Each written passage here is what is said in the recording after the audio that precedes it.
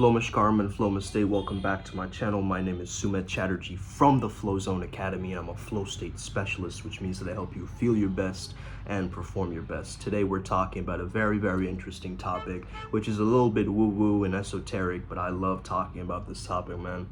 And we're gonna demystify this today, okay? It's the topic of light language, okay? You might have seen light language, heard light language, okay? There's a lot on TikTok and Instagram and different platforms. Just put in the hashtag and you'll see people going like this and making noises and sounds. And you'll start to understand that there is an authentic version of this. And if you're more intuitive, you can definitely tell when somebody's really tapped into this process and somebody's just kind of fabricating it and trying it out in terms of mimicry. But I would say even in the mimicry, right, that's the learning process.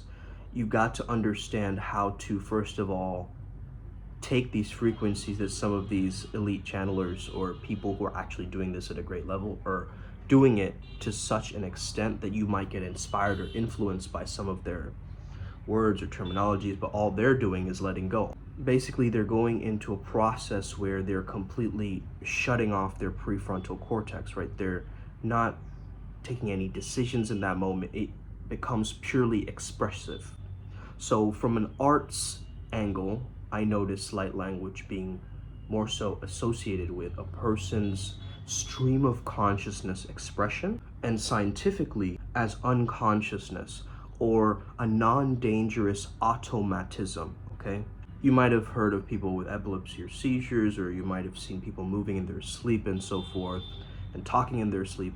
This is a process that happens, right, to a lot of people. They're sleepwalkers or people who are conscious while they're sleeping and so forth. I believe that this is kind of linked towards light language, but it's not so like plain and simple like this, okay? In terms of light language, there is a higher vibration equivalent of this kind of lower vibration, let's say psychosis, that could happen in a lot of people. Or you see maybe people in mental asylums or in the streets of New York kind of gibbering towards themselves, and you could say that, is that light language? Like, are they just they're kind of going nuts, right? If you understand whether it's pure light language or not, it's more so in terms of the energy, the feeling that you receive from the transmission. It's from the feeling that you receive from the transmission that is really going to prove to you whether this is light language. If there is a light language, there's got to be a dark language, right?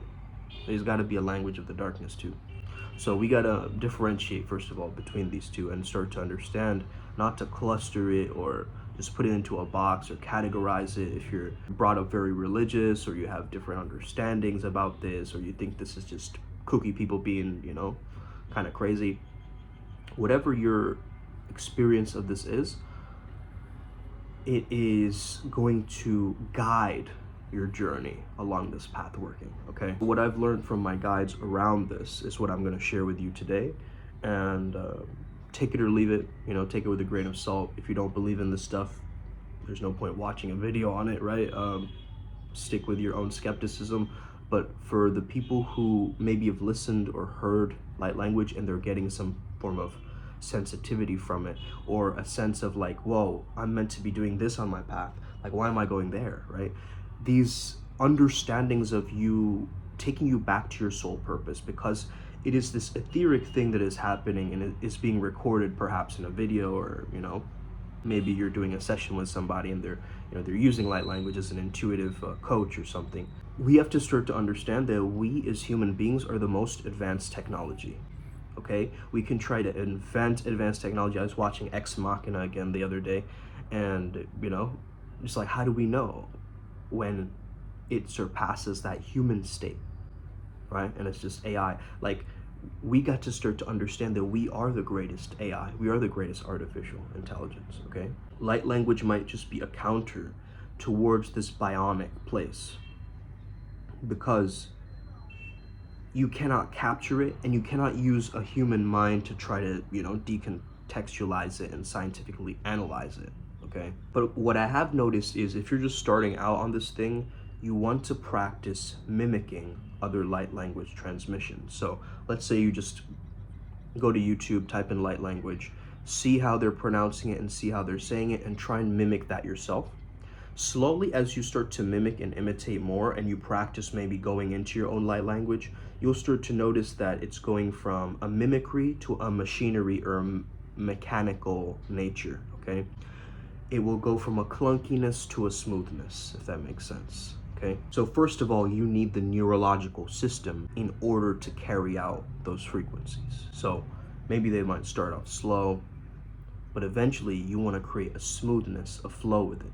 Okay, this languid kind of lucid nature of expression. And that smooth flow is going to take time, right? Now, some people have also asked about the whole quantum mudras, the different things, that people do with their hands as they're doing light language. As you evolve on the spiritual journey, the more complex the mudras start to get, okay? Our human bodies aren't used to these higher frequencies at times, and it gets us to move in certain ways. Now, I have a theory about this. I think the movement is also a release or a letting go.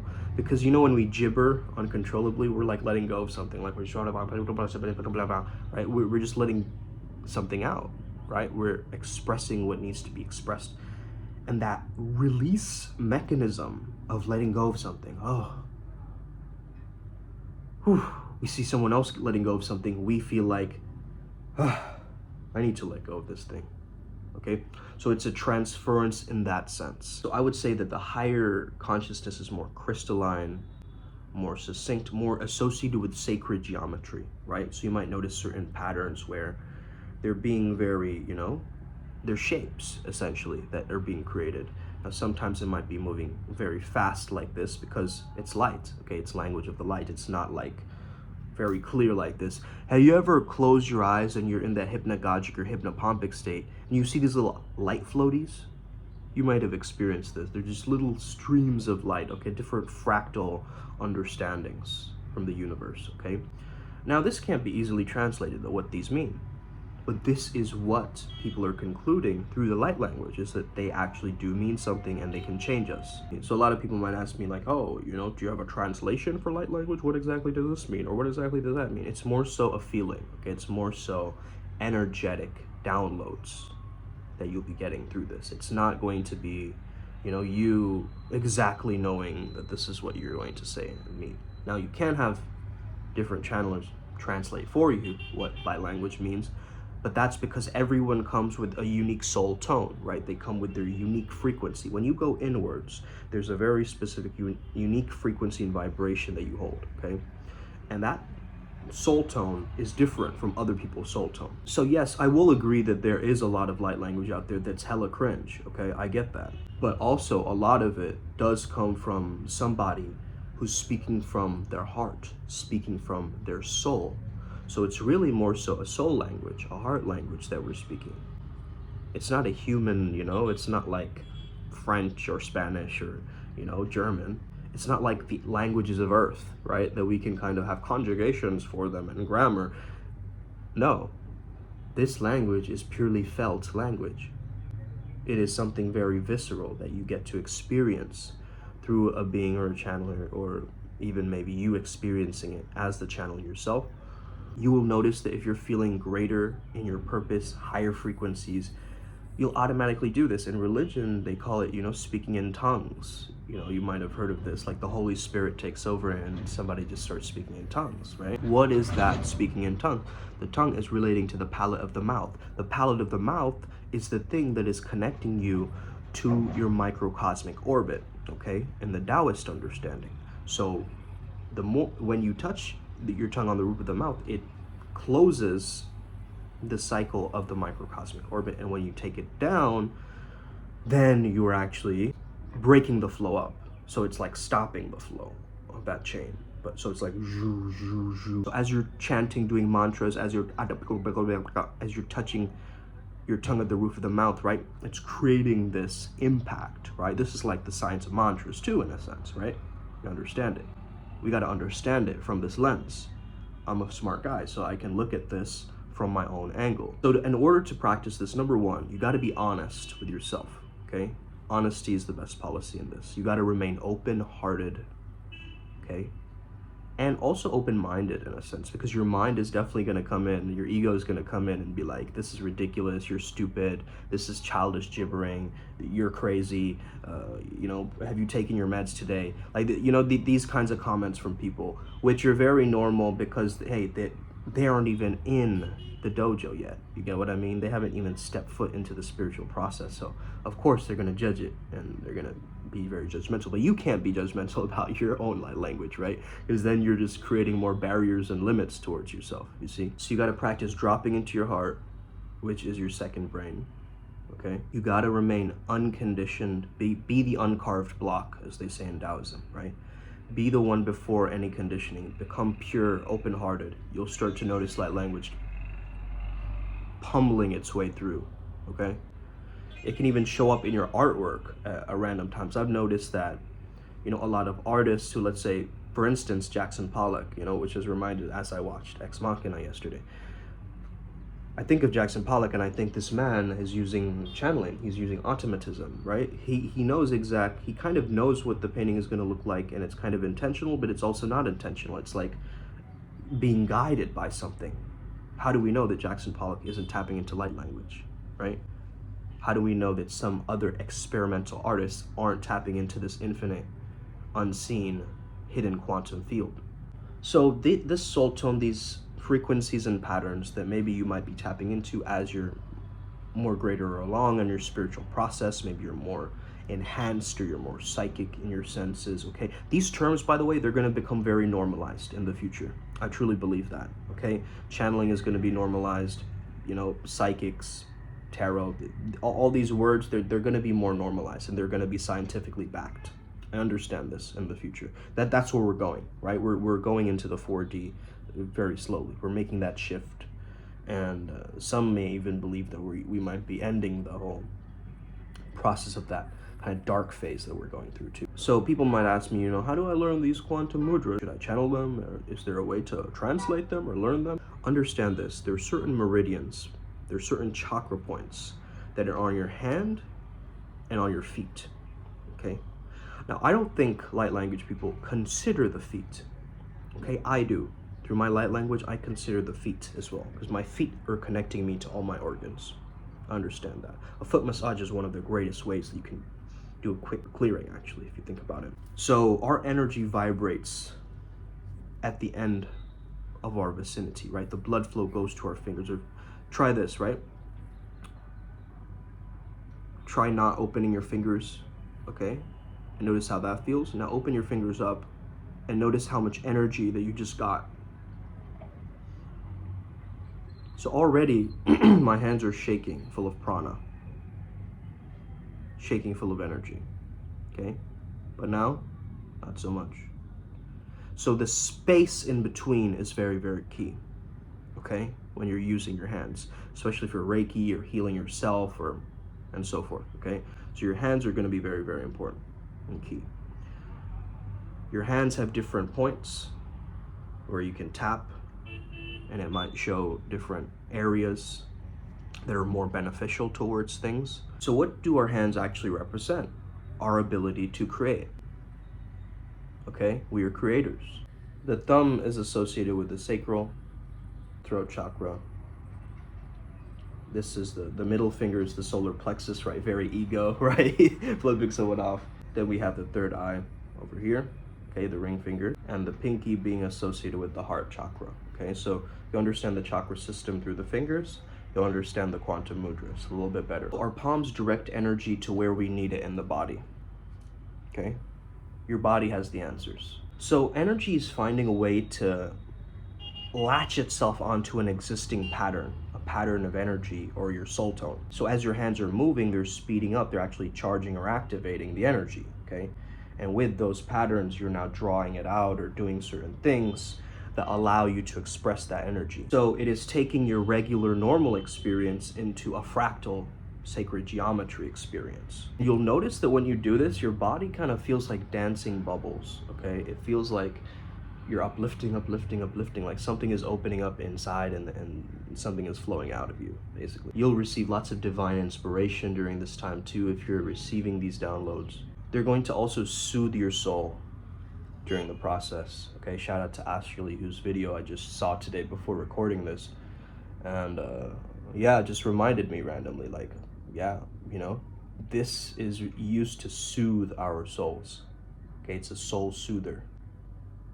It's like an ointment for your soul, right? So the reason you have a very unique soul tone, and you understand that this is why people who channel light language, everybody sounds different, because we're all connected with different things. We're all connected with different, you know, maybe starseed lineage or different other lineage, ancestral lineage and DNA that we haven't tapped into. Maybe I have a certain sitar, you know, melodious, you know, Indian classical music opens up the 108 chakras, okay? So understand that maybe I might have that in my lineage, and I'm practicing and following that, you know, step by step in my mind's eye, knowing that, okay, this comes after this, and then I'm gonna follow the next thing. And I'm just putting the dots together, essentially. So search and seek that unique tone within yourself. This is really fascinating and fun stuff when you really think about it, okay?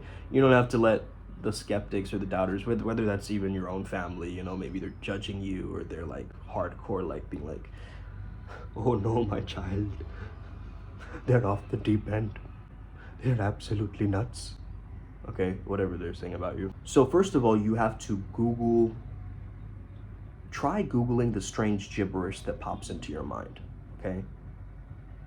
If you're walking down the road and you suddenly hear Gorbobo, okay, and you type in Gorbobo, and then you go into it and you Google it, just see what is coming up, right?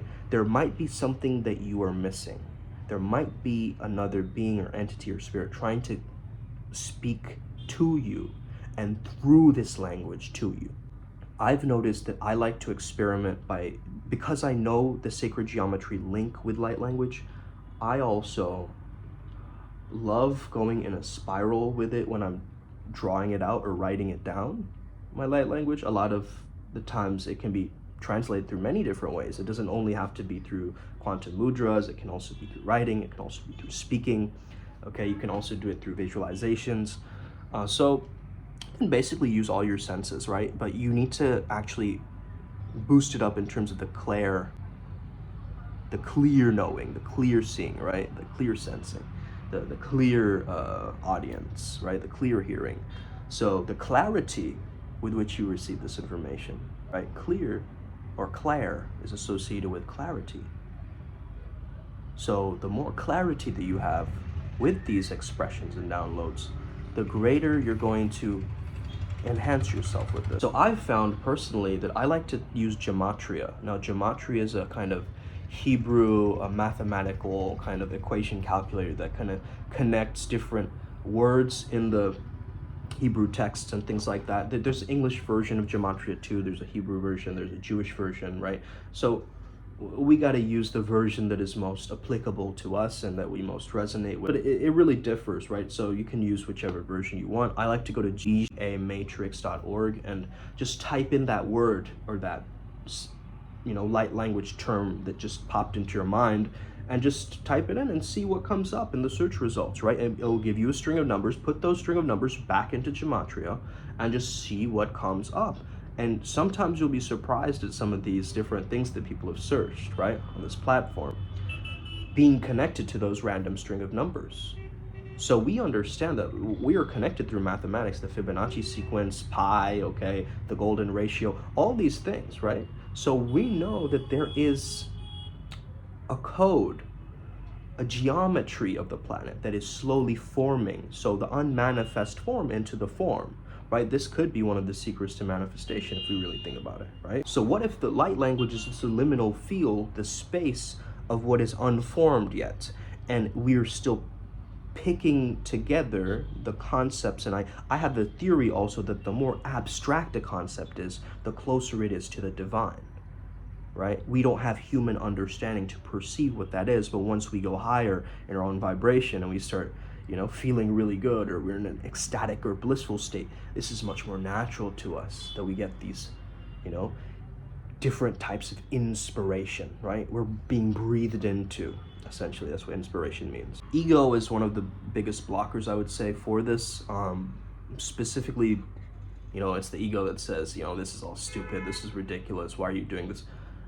But understand, like, even with something like, I got this question, alcohol and my spiritual ascension and stuff like that. Again, you want to use all of these things as tools. The moment you use it as a crutch, the moment you say that this is the thing that is going to keep helping me, that now you're lost, right? Alcohol is a substance that interacts with our motor skills and also how we consciously control ourselves and what we say.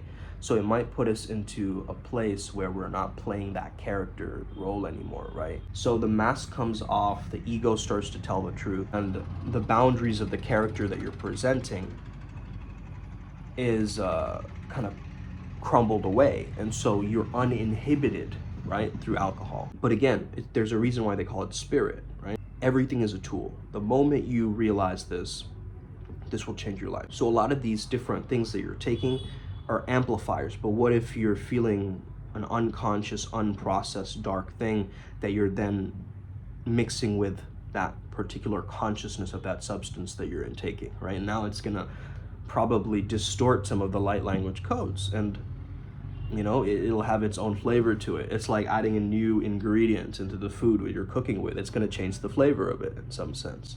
If you're, talking to both angelic energies and demonic energies, it's going to change the frequency of your light language, okay? If you are connecting with more so intergalactic energies, it will change the frequency, okay? So all these interpretations are going to be coming through. So there's glossolalia, which is something that is not of Earth, okay? This kind of language doesn't come from Earth. This comes intergalactic. This might be the angelic realm communicating to you, okay? And then, of course, we have xenolalia. So xenolalia is more so associated with you speaking a language that's not your native language, but you can just understand some of the things that are there. You like start speaking in Latin without even knowing what it means, right? And you're like, what? Where did that come from? I'm like a woman who's 25 from Wales. And I'm speaking like, advanced Spanish all of a sudden. Like, where did that come from, right? So that's more so associated with xenolalia, and then we have glossolalia. But essentially, light language would be, at its core, the language of the heart and the soul, and the language where you are connecting to your higher self, and your higher self is giving you those downloads. And hey, sometimes it could be through different interpretations. Sometimes it can come from other beings, okay, different beings of light or ascended masters or things like this. Sometimes for me personally, it's coming from the Vega Lyra or Lyran Council. Our work with those energies and frequencies, including one of my guides named Osmosis. If you're unfamiliar with Osmosis, go and watch that video. So this has been my understanding of what this is, okay? So what's the faster than the speed of light? Okay, the speed of thought. And so what if the light had a language of its own? Okay, what if we couldn't see it? What if we couldn't perceive it? But it was a way of communicating from that higher realm to us. What if they're trying to get us to understand certain things and do certain things? And these are the questions that we got to be answering, right? This is why I'm a mystic scientist. I'm so fascinated by these things, right? So think about this today as you get ready, as you get your day started, as your day's ending, whatever time you're watching this, just think about this and maybe try it out. Try mimicking some of this. Let's end with some light language. What would be the intention? Actually, I want to make the intention confidence for some of you, okay? Let's make it confidence, okay? So, starting now.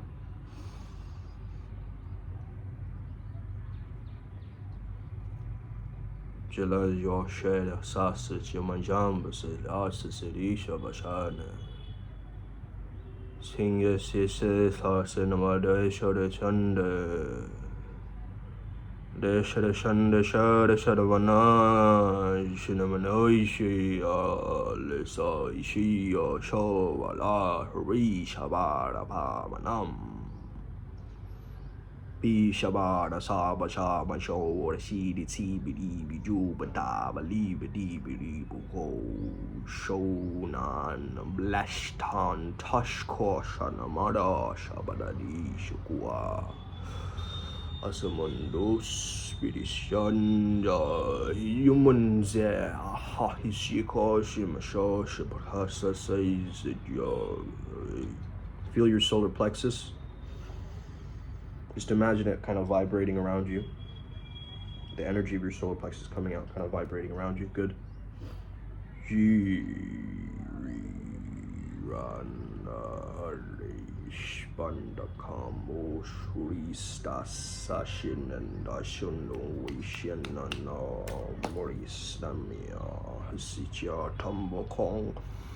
Tombo Kongo mo chon ton bading sing tungaresta toucham fashion dung shastin da listada.